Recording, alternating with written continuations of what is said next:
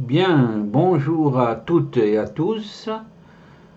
Nous reprenons cette note d'actualité sur les forêts d'ici et d'ailleurs par la vidéo numéro 3 qui va nous permettre d'avancer plus longtemps dans ce sujet sur les forces négatives qui pèsent à travers le monde sur les forêts. Alors voici ces forces négatives. Nous avons vu les palmiers à huile et maintenant nous allons passer aux autres concurrences comme l'agriculture. On va voir. On verra ensuite les mafias et la politique de la Chine.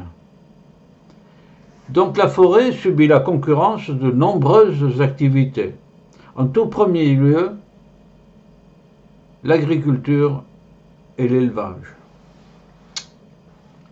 La destruction des forêts est due aux trois quarts à l'agriculture. L'agriculture, par définition, c'est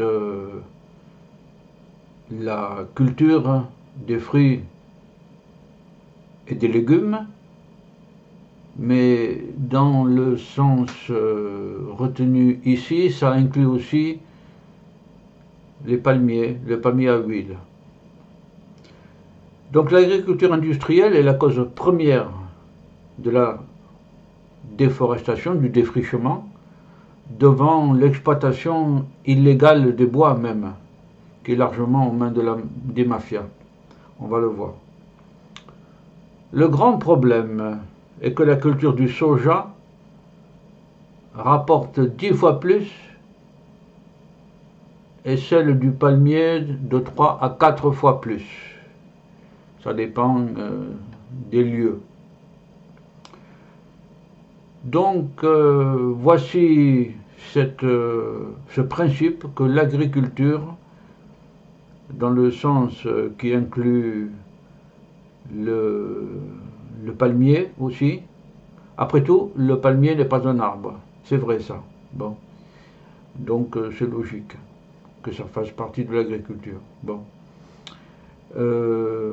Qui est la première cause et de loin. Ensuite, il y a les mines et carrières, l'exploitation minière, évidemment, l'urbanisation et encore d'autres causes.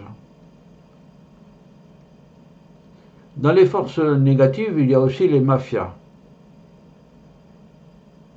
Alors, le marché noir du trafic du bois tropical prospère et pourrait car il s'agit d'une activité largement occulte, c'est comme un iceberg dont on voit la pointe émerger. Jusqu'à 100 milliards de dollars par an, des milliards quoi, des milliards. Le trafic du bois. Les mafias du bois pourraient contrôler, les mafias donc, jusqu'à 90% des activités forestières. On ne le sait pas exactement, mais c'est une estimation fiable. En Amazonie, Indonésie et même le Congo RDC, République démocratique du Congo. Elle profite de l'état miséreux de nombreux fonctionnaires.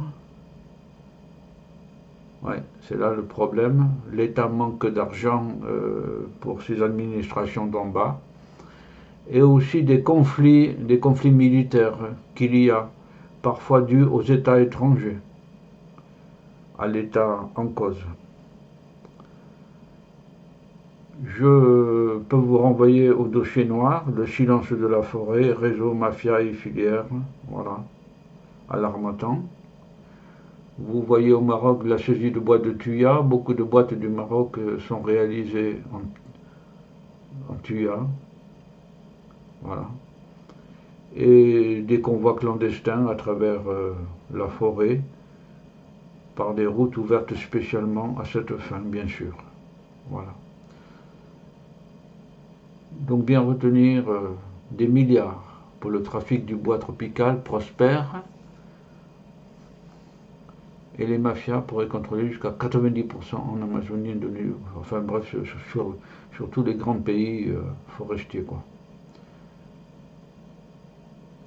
Une parenthèse, hein. Là c'est tout. On trouve sur l'internet l'expression mafia complètement détourné de son sens, pour la vente de bois de particulier à particulier. Cela n'a rien à voir, je tiens à le dire. Ce n'est pas une organisation criminelle comme les mafias internationales, Cosa Nostra, etc. Sans compter les mafias chinoises, asiatiques. C'est uniquement une question fiscale de TVA et d'impôt sur le revenu des personnes physiques. Oui, vente de bois de chauffage. Bon, c'est une fraude fiscale, c'est tout. Et franchement, quand on connaît les paradis fiscaux, où ce sont des énormes sommes qui sont fraudées, là c'est minuscule. Bon. Ensuite, les grandes organisations internationales de lutte contre la criminalité se sont regroupées dans le consortium international de lutte contre la criminalité liée aux espèces sauvages. Voici un organisme qui est à retenir, ICCWC, facile à retenir ça, voilà, qui regroupe Interpol et d'autres organismes. Et il y a une lutte qui est engagée, évidemment, pour la protection des espèces sauvages. Interpol aussi, célèbre Interpol, donc recense plus de 30 manières de couper illégalement les grumes et de les commercialiser en blanchiment. 30 manières. Autrement dit, ceux qui fraudent ont beaucoup d'imagination, on le sait. Ça. Mais jusqu'à 30 manières, c'est pas mal. C'est beaucoup, déjà. Et voici des criminels qui sont recherchés par Interpol. La criminalité se développe aussi sur le marché du carbone. Les trafiquants d'un nouveau genre sont appelés carbone cow-boys. Oui, le marché du carbone. Et puis, il y a aussi des problèmes pour avoir des informations sur tout ça. En 2016, la journaliste Claire Castle-Brown est visée par un mandat d'arrêt international lancé par la Malaisie. La Malaisie, là, dans l'Indonésie, là, c'est un des États les plus gangrénés par les industries du palmier à huile, etc., quoi. Destruction des espèces, les incendies de forêt, etc., pour avoir informé sur la déforestation et la corruption dans le pays. Comme quoi, hein, voilà. Bon, ben,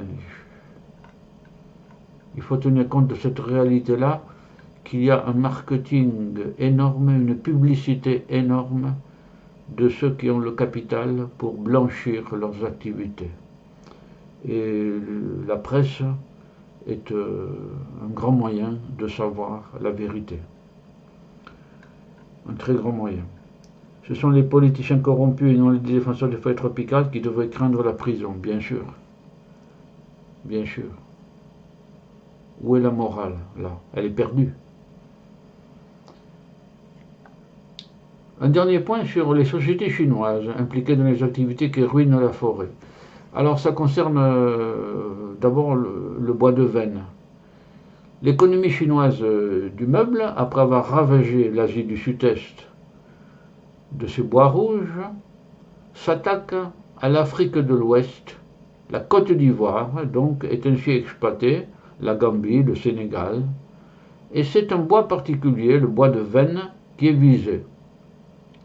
Le bois est la seule marchandise que les douanes ne contrôlent pas. Bon, une faille de la réglementation. Les lois facilitent l'exploitation abusive. Ouais, c'est gangréné depuis le haut jusqu'en bas. Donc.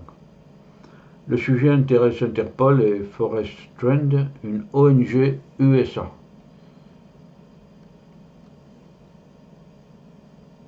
Voilà les camions chargés de grumes et un petit meuble en bois de veine. Si on prend le Sénégal, la Casamance, ici, là, Casamance, est une partie du Sénégal au sud et débouchant sur l'océan. Oui, on le voit sur la carte. Au sujet de récents meurtres, des meurtres en Casamance. Donc, pour Pierre Goudiaby Atepa, la mort de ces 13 jeunes est surtout à chercher dans l'organisation qu'il juge mafieuse qui pille le bois de la Casamance. La racine du mal, c'est cette mafia qui s'est installée en Casamance et qui pille les forêts depuis plus de 10 ans. Et ça, c'est écrit il y a 4 ou 5 ans déjà. Et si le procureur nous demande, nous lui donnerons des noms. Si le procureur nous demande. Autrement dit, ces activités-là ont presque pignon sur rue. Parce que pour faire des routes comme ça, et mener des opérations d'envergure de défrichement intensif, ça ne peut pas se faire incognito. Voilà. La Casamance, partie du Sénégal. La Gambie est un petit pays enclavé dans le Sénégal. Voilà la Gambie là. Et la voici ici là. Également concernée par tous ces problèmes, voilà, de défrichement. Weston est une entreprise sur Alibaba. Alibaba, voici Jack Ma, là, reconnaissable. Seul autorisé à exporter le bois de Gambie. C'est quand même extraordinaire. Pour la Guinée, une entreprise chinoise encore, Forêt Forte, a endommagé la Guinée forestière. Donc voilà des images qui montrent que la société Forêt Forte répond à la radio aux accusations dont elle a fait l'objet. Voici le PDG de Guinée Matin, une radio qui informe de ça. C'est un Français. Et voici les camions chargés de grumes. Et voilà. Encore une entreprise chinoise, Forêt Forte. Alors le bois de rose, là c'est exemplaire aussi. En 90 a été interdite la coupe d'Albergia odorifera. Alors a commencé la coupe du bois de rose. En effet, d'Albergia odorifera se vendait très cher. Et puis bon, on a fini devant la raréfaction de l'espèce de cet arbre par interdire la coupe. Donc la demande s'est reportée sur le bois de rose qui comprend 33 espèces différentes dont le koso. Le koso, qui a été interdit de coupe, est exploité illégalement par la criminalité chinoise pour les meubles en Chine. Évidemment, c'est joli, hein, voilà, mais quand même, voilà. Au Nigeria, sous la pression de la corruption locale et chinoise, la ministre de l'Environnement avait délivré des permis. On voit la corruption qui atteint le sommet du gouvernement, quoi. Les jeunes délaissent l'agriculture et l'élevage pour la coupe des arbres. C'est toute la société qui se met au service de l'exploitation du bois de rose par les Chinois. Voici des bois de rose, voilà. Le bois de rose était implanté, il y en avait beaucoup à Madagascar, ben, il a complètement disparu.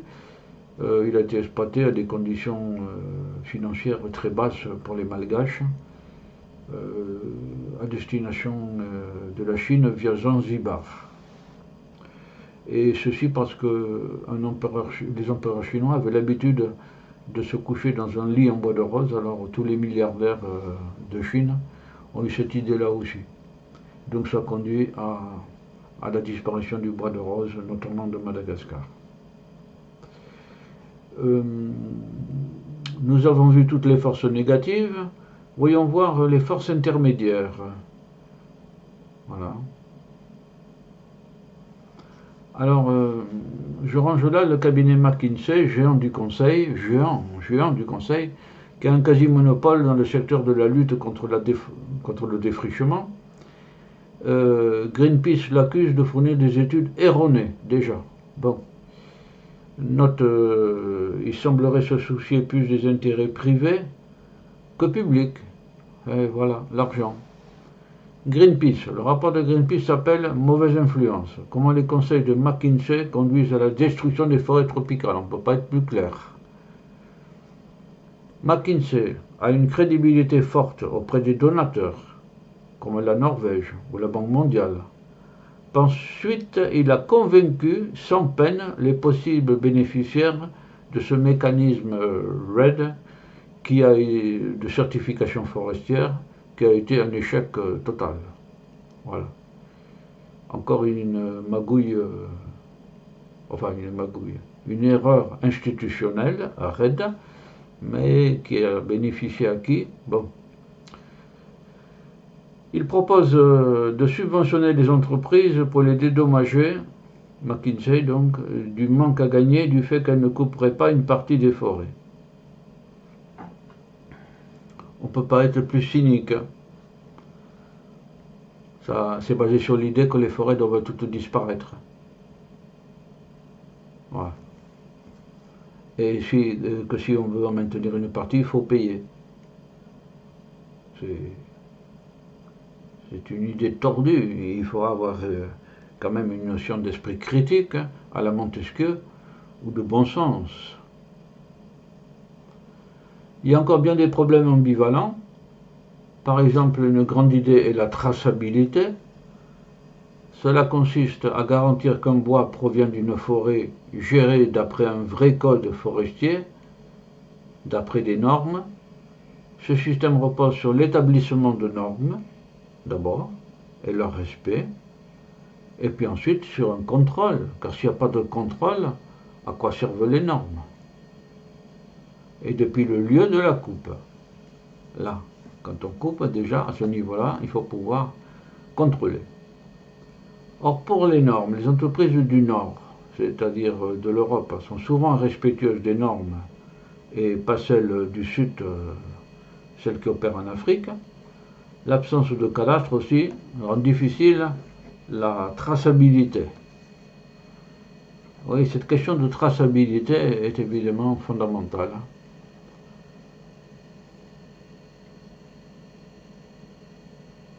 Parce que les boîtes qui ont été coupées là, sur les côtés, voilà, il faut pouvoir établir qu'ils proviennent de cet endroit. C'est ça la traçabilité. Un autre exemple dans les mécanismes REDD lancés en 2008, Reduction Emission from Deforestation, est une subvention internationale aux États du Sud qui préservent leurs forêts, promesse de milliards de dollars, c'est toujours la même idée. Les débiteurs seraient les Occidentaux et le Japon. À cette rente forestière, bien peu de pays peuvent candidater, car il faut présenter des garanties de politique forestière, de gestion durable, des codes forestiers, quoi, en bonne et due forme, sérieux. Les États candidats dénoncent la bureaucratie des procédures, évidemment. Voilà. Ben non, il s'agit d'établir des règles, tout simplement. Mais l'idée étant elle-même viciée, il y a trop de pauvres dans les nations développées. Les nations occidentales sont en crise, le Japon aussi, aussi. Voilà, il y a trop de pauvres, et donc cette idée de toujours donner dans un seul sens ne va pas. Il faut au contraire que tous ces États se prennent en charge. Ils ont des ressources, ils ont des sols, ils peuvent exporter, au lieu d'importer toute leur nourriture de l'Europe, par exemple. Voilà, c'est bon. Nous en avons fini avec les forces intermédiaires. Nous allons voir les forces positives. Il y a des personnalités d'institutions, la surveillance et la consommation. D'abord, le prince Charles. En 2008, pour lutter contre le changement climatique, le prince Charles d'Angleterre lance un site contre la déforestation des forêts tropicales. À ce moment, il se base essentiellement sur un rapport économique. Oui. J'en parle dans une autre vidéo. Ça. Il a fondé la Coalition for Rainforest Nation. Le prince Charles d'Angleterre lance le site web du Rainforest Project.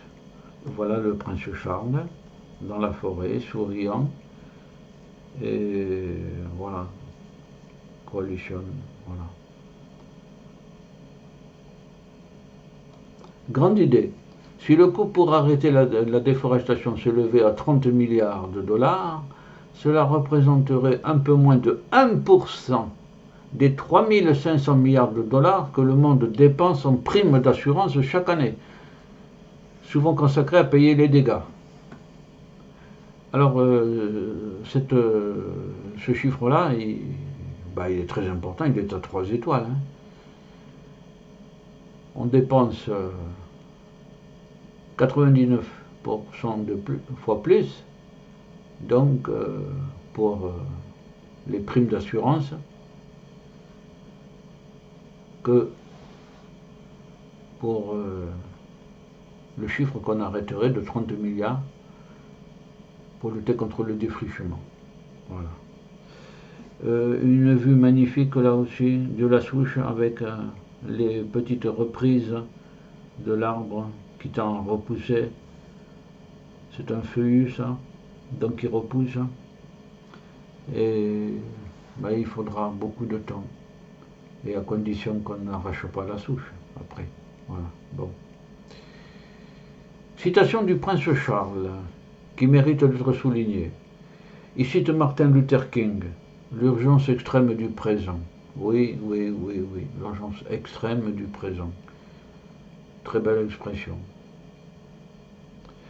Ensuite, il dit « Arrêter la déforestation reste l'une des façons les plus économiques et les plus rapides pour lutter contre le changement climatique. » Oui, comme au XIXe siècle ou avant, on n'avait pas les moyens industriels pour défricher. Il dit aussi, en un peu moins de temps que je n'ai vécu jusqu'à ce jour, nous avons perdu la moitié des forêts tropicales. Oui. Ce genre de statistiques, il y en a beaucoup. Ça va trop vite. Voilà. C'est le grand capitalisme industriel qui détruit les forêts. Notre but est de donner aux forêts plus de valeur vivante que morte. Très belle citation. Donc rétribuer les pays gardiens des forêts tropicales pour les services environnementaux qu'ils fournissent, à condition d'avoir l'argent. Le temps est venu de payer pour les forêts aussi. Oui, toujours la même idée. Et le prince Charles achevé, si nous sommes sérieux.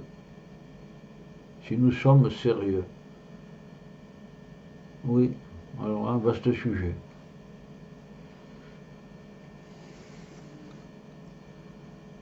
On n'est pas sérieux, donc de laisser faire tout ça. L'Indonésie, la Malaisie, l'Amazonie, tout ça. Bon.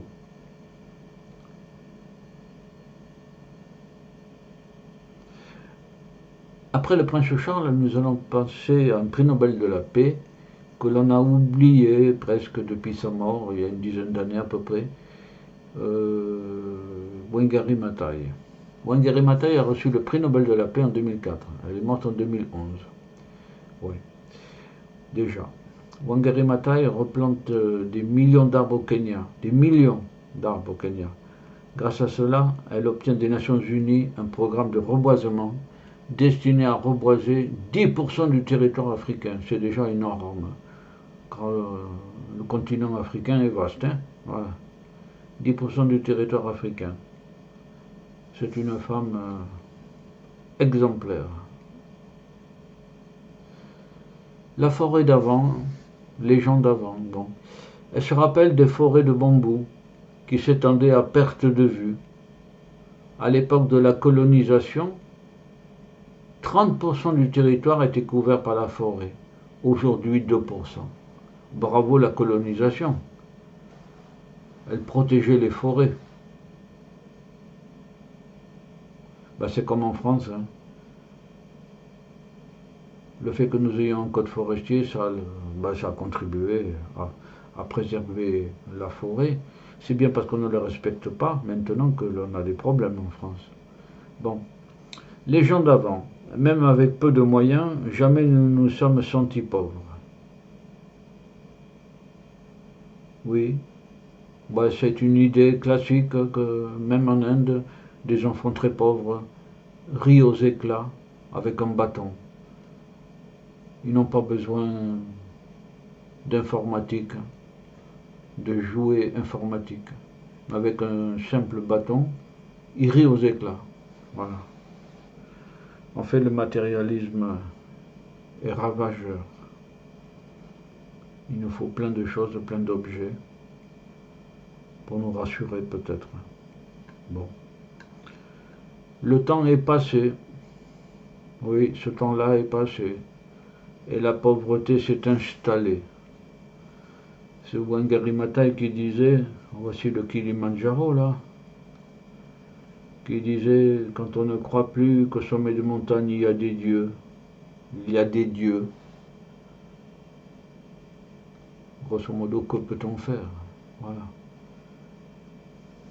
Donc la menace, les paysans kényans peuvent planter des cultures de thé et de café qui autrefois étaient interdits. C'est des cultures d'exportation ça, le thé et le café. Lorsque les destructions ont progressé vers la montagne, personne n'a protesté. La montagne était sacrée jusque-là. Le combat. Elle le dit, Wangari Maathai. Mon rêve, c'était en 1974, monter une organisation avec les femmes. En outre, organiser des pépinières. Il a fallu convaincre les fermiers de planter un arbre. Des agriculteurs, donc, de planter un arbre. N'avaient pas encore compris que sans arbre, c'est fini. Le soleil brûle tout. Il fallait désigner les bénéficiaires et les responsables, c'est-à-dire le gouvernement. Nous avons commencé à être persécutés, car nous étions dangereux pour le gouvernement.